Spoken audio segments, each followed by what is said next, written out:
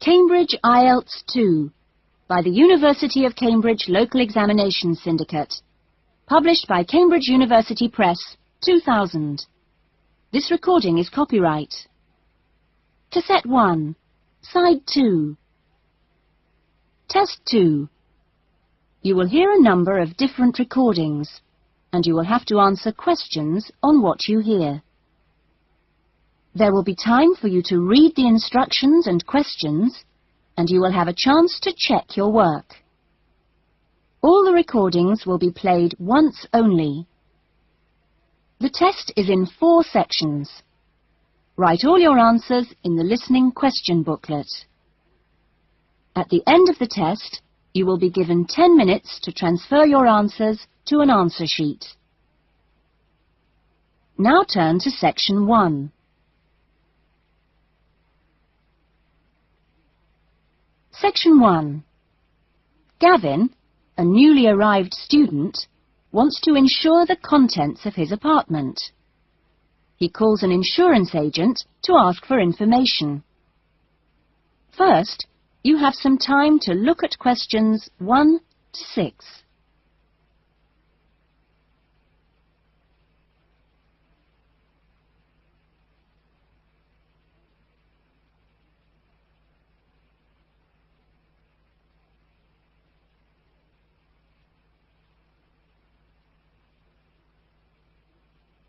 You will see that there is an example that has been done for you.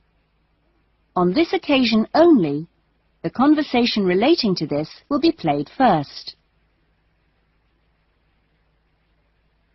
Good morning, Diane Davis. Can I help you? Yes, I'd like to get some insurance for the contents of my home. Fine. When did you move into the house? A couple of weeks ago. And it's an apartment, actually. I was told by the landlord that it would be a good idea to get some insurance for the furniture and other personal possessions.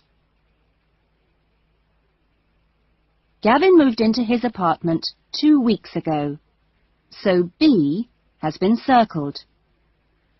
Now we shall begin. You should answer the questions as you listen, because you will not hear the recording a second time. Listen carefully to the conversation and answer questions 1 to 6. Good morning, Diane Davis. Can I help you?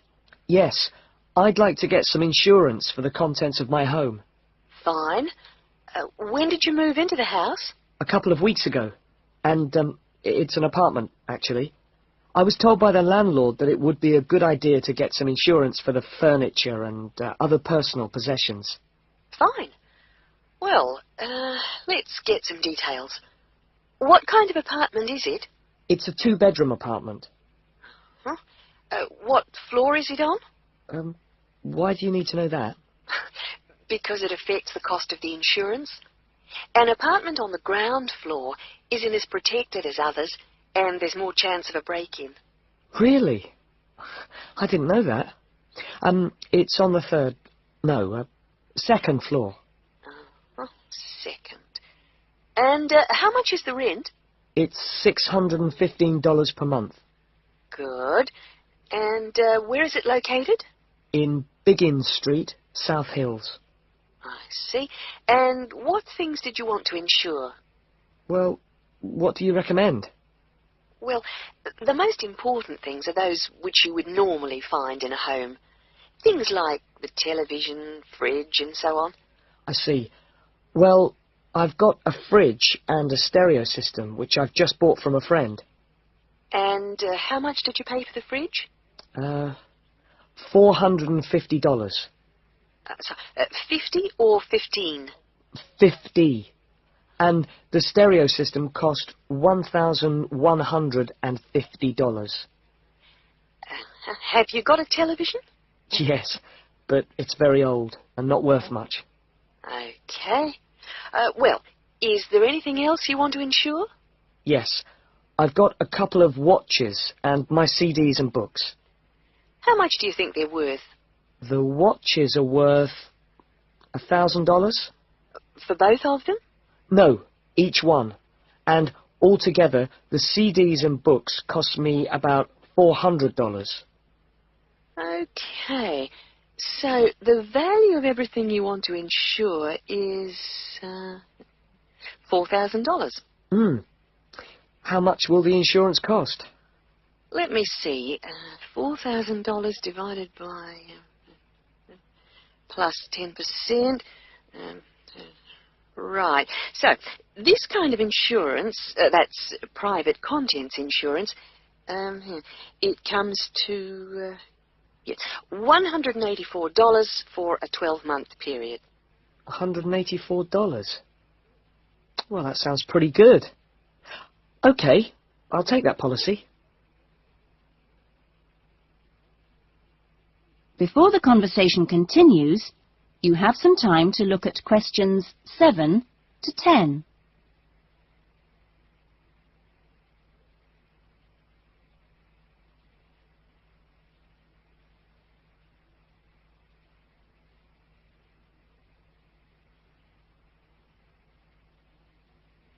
Now listen carefully and answer questions 7 to 10. Can I arrange the policy over the phone? Sure. Just let me get the details down. So, that's Mr. Gavin Murray. That's Murray. And the address is? It's 16C Biggins Street, South Hills. Okay. 16C Biggins Street, South Hills? That's right.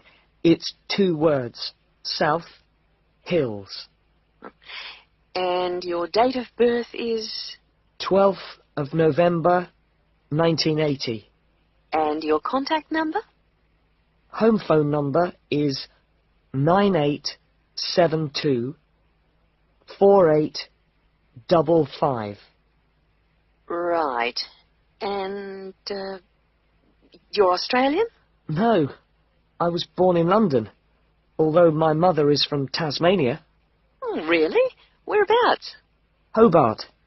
I see. Interesting place. Now, are you working at the moment? No, I'm a full-time student at Sydney University.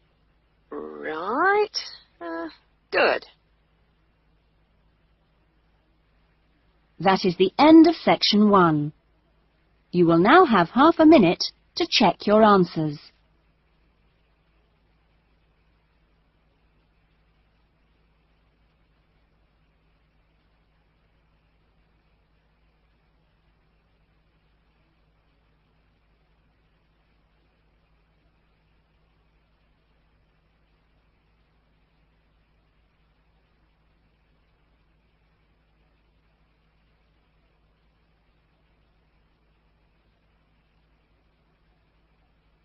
Now turn to section 2.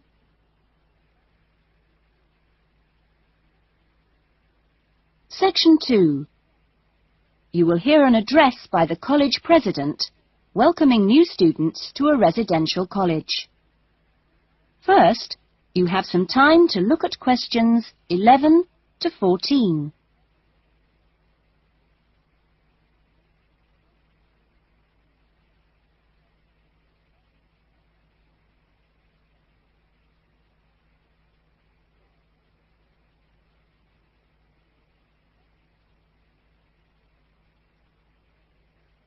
Now listen carefully to the first part of the talk and answer questions 11 to 14.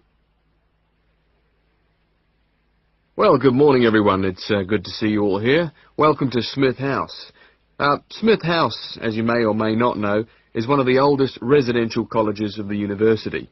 As you can see, the building you're in now, which contains this main lounge, the dining room, the recreation room, the kitchen and the offices, was part of the original old house built in the 1840s to be used by the family of George Smith. That's, of course, how the house and college got their names. The original house was converted into a residential college for the university in 1940, and since then has continued to be added on to and modernised. You'll notice when you receive your room allocation in a few minutes that your room number either begins with the letter N, S or W, like this one here. The first letter refers to the 3 wings of the college, which come away from this main building. Of course, the letters represent the 3 directions, in this case, north, south and west. Each wing has 2 floors, and so the next number you see is either 1 or in this case 2, and this indicates which floor your room is on. The number after that is your individual room number. So it's quite simple to find any room by going to the right wing, then floor, and then room number. Before you hear the rest of the talk, you have some time to look at questions 15 to 20.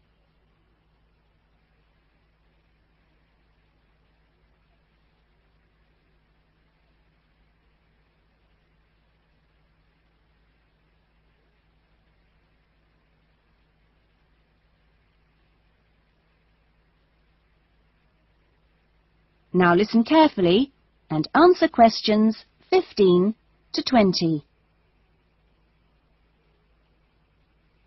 You'll also notice, when you receive your orientation pack shortly, that there are 2 keys. One is the key to your room, and only you have that key, and the other is a key to the front door, which you've just come through here from the street. This door is closed and locked at 8 p.m. every night, and opened again at 7 a.m. You'll need your key if you're coming back to the college between those times. We ask all students to always enter and leave the college through the front door. You'll notice at the end of each corridor that there is another door, but these are fire doors and are kept locked from the outside. They should only be opened from the inside in case of emergency. In your fees, you've paid a laundry fee, which covers the cleaning of bed linen and towels. All bed linen and towels are clearly embossed with the name Smith House, so it's easily identifiable. If you want your other laundry to be done by the college, this can be arranged for a small extra fee. There are only a few rules here at Smith House, and we have these rules so that we can all live comfortably together. The most important rule is that there must be no noise after 9 p.m. There is also no smoking in the rooms or anywhere inside the college, but smoking is permitted on the balconies. All meals are served in the dining room. Meal times are listed in your orientation pack. Please read these carefully, as meal times cannot be changed, and if you arrive late, I'm sorry to say, you'll just go hungry. If you're unsure about things, each floor has an elected floor senior, who is usually a student in their 3rd or 4th year of study, who's been at Smith House for a while. The floor seniors will introduce themselves later today and answer any questions you have. But for now, I'm going to hand you over to Marnie, who is going to give you the orientation packs and keys. Thanks, Marnie. That is the end of section 2. You will now have half a minute to check your answers.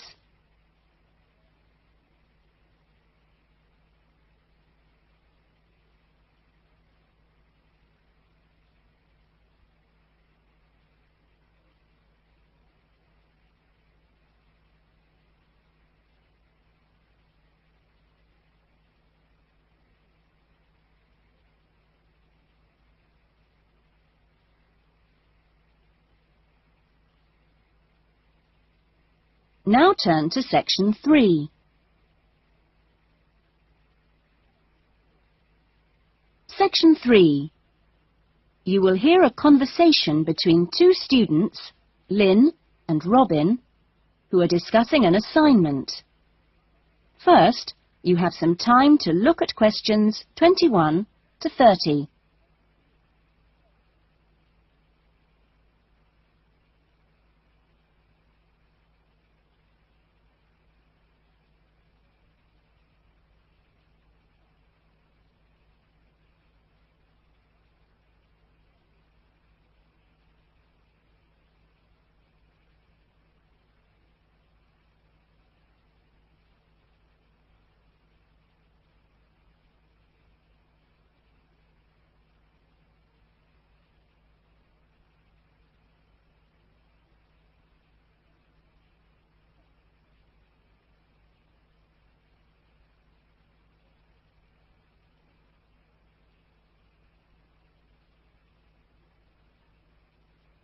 Now listen carefully to the conversation and answer questions 21 to 30. That essay we have to write, the one on how children learn through the media, how are you planning to write it? Well, I've given it some thought, and I think that the best way to approach it is to divide the essay into two parts. First of all, we'd have to look at some examples of each type of media. Yes, what they are. Then we could describe how we can use each medium so that children can learn something from each one. Exactly. Maybe we could draw up a table and look at examples of each medium in turn. Let's see. The different forms of media would be the print media. Here you'd have things like books and newspapers, that sort of thing. And included in these are the pictorial forms of print media, like maps. Yes, maps are really just formal pictures, aren't they? And then there are what we call the audio forms of media, where children can listen.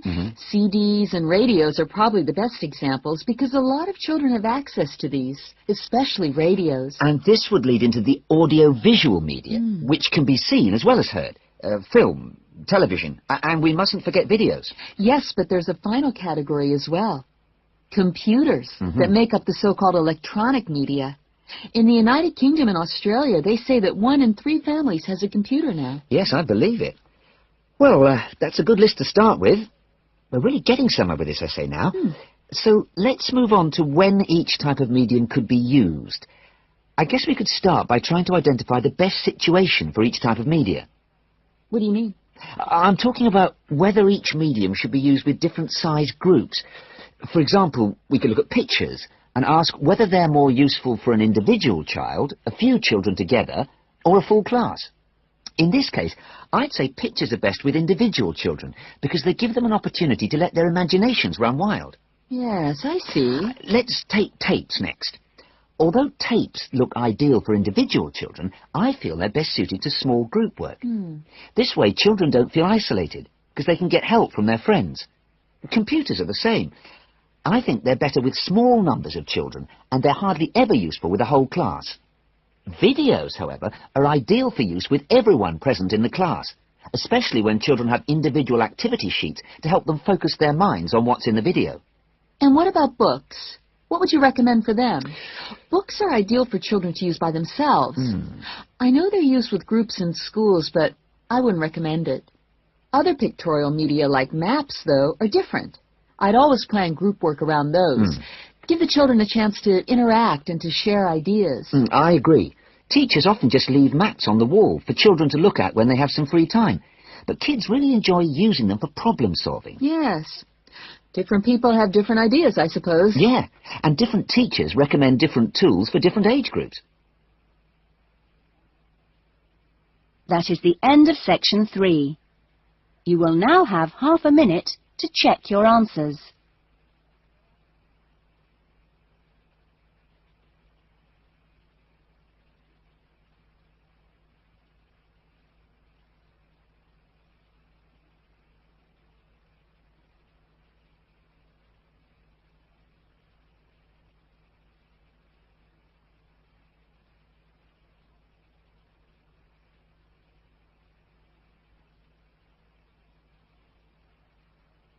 Now turn to section 4.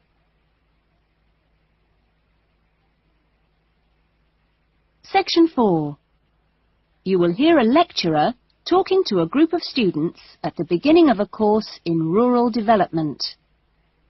First, you have some time to look at questions 31 to 40.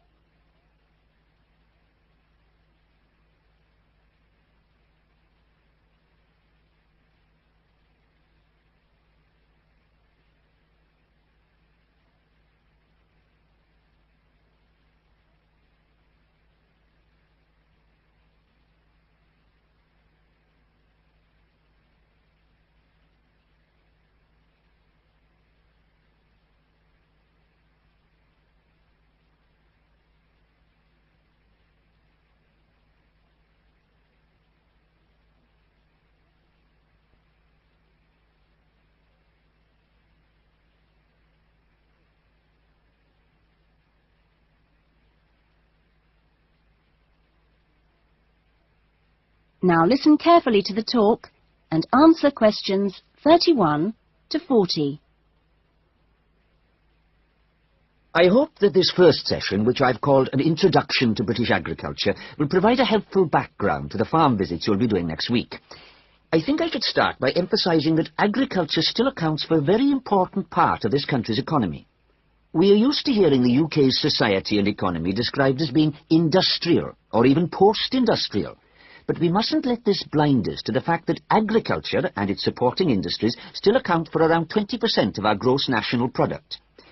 This figure is especially impressive, I think, when you bear in mind how very small a percentage of the UK workforce is employed in agriculture. This is not a recent development. You'd have to go back to 1750 or so to find a majority of the workforce in this country working in agriculture. By the middle of the next century, in 1850 that is, it had fallen sharply to 10%, and then to 3% by the middle of the 20th century. And now, just 2% of the workforce contribute 20% of GNP. How is this efficiency achieved? Well, my own view is that it owes a great deal to a history over the last 50 or 60 years of intelligent support by the state, mainly taking the form of helping farmers to plan ahead. Then the two other factors I should mention, both very important, are the high level of training amongst the agricultural workforce. And secondly, the recognition by farmers of the value of investing in technology. Now, although the UK is a fairly small country, the geology and climate vary a good deal from region to region. For our purposes today, we can divide the country broadly into three. I've marked them on the map here. The region you'll get to know best, of course, is the north, where we are at present. The land here is generally hilly, and the soils thin. The climate up here, and you've already had evidence of this, is generally cool and wet. As you'll see next week, the typical farm here in the north is a small, family-run concern, producing mainly wool and timber for the market. If we contrast that with the eastern region, over here, the east is flatter and more low-lying, with fertile soils and a mixed climate. Average farm size is much bigger in the east, and farms are likely to be managed strictly on commercial lines. As for crops, well, the east is the UK's great cereal-producing region. However, increasingly significant areas are now also given over to high-quality vegetables for supply direct to the supermarkets. The third broad region is the west, where it's a different story again. The climate is warmer than in the north and much wetter than in the east. The resulting rich soils in the west provide excellent pasture, and the farms there are quite large, typically around 800 hectares. The main products are milk, cheese and meat.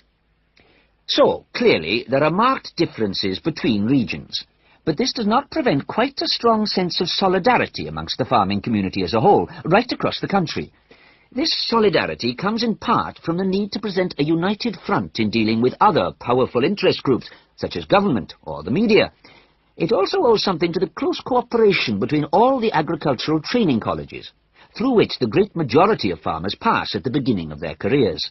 And a third factor making for solidarity is the national structure of the Farmers' Union, of which virtually all farmers are members. Finally, in this short talk, I'd like to say a little about the challenges facing farmers in the next century. That is the end of section 4. You will now have half a minute to check your answers.